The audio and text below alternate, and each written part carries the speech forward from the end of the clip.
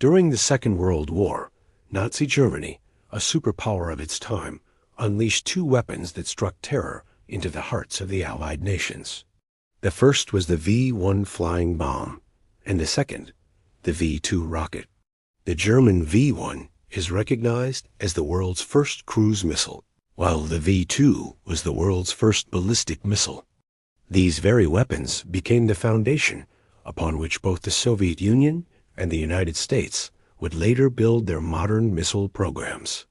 But today, our focus is solely on the V-1 cruise missile, a weapon that earned the terrifying nickname, the flying bomb.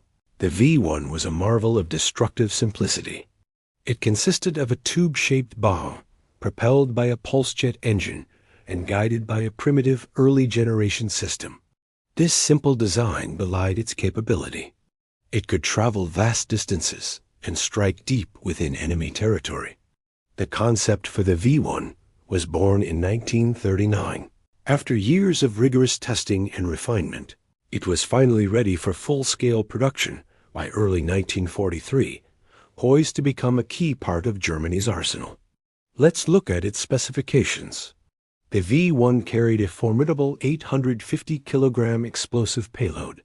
Initially, these bombs were launched from large ground-based ramps aimed at enemy cities. Later in the war, they were adapted to be launched mid-air from German aircraft. The V-1 cruised at a speed of about 650 kilometers per hour, with a maximum range of 250 kilometers. Once it was airborne, the flying bomb traveled in a straight line toward its designated target.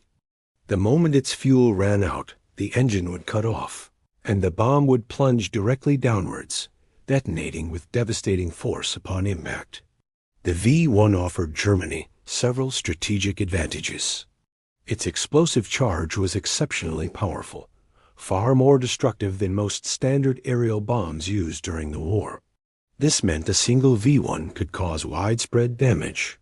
Furthermore, it could be fired from a safe distance, allowing Germany to attack targets deep within enemy territory, without risking its precious aircraft or highly trained pilots. It was a weapon of remote-controlled terror. However, the V-1 was not without its flaws.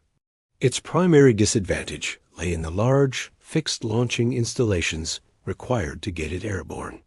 These massive ramps were easily identifiable targets for Allied reconnaissance and bombers. Allied forces quickly located and destroyed most of these V-1 launch sites, severely crippling the program. In an attempt to overcome this vulnerability, Germany shifted to launching V-1 south from its aircraft.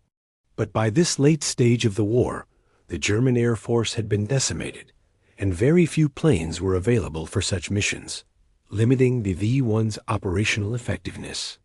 By the final years of World War II, Germany had produced an astonishing 30,000 V-1 flying bombs. Of these, around 10,000 were launched toward Britain, with London being the primary target. Nearly 2,500 more were fired at strategic sites in Belgium. The psychological and physical toll was immense. These attacks resulted in the tragic deaths of approximately 6,500 people, a chilling testament to the V-1's destructive power. In response, the Allies mounted a sophisticated and determined defense. Britain deployed a multi-layered countermeasure system.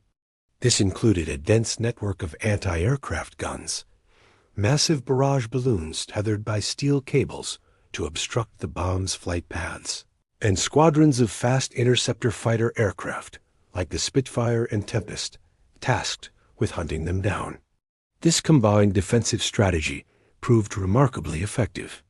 By the end of the V-1 campaign, an incredible 80% of all flying bombs fired toward Britain were intercepted and destroyed before they could reach their targets, saving countless lives and blunting the edge of Germany's wonder weapon.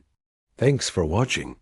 If you found this look into history interesting, please consider liking this video and subscribing for more content just like this.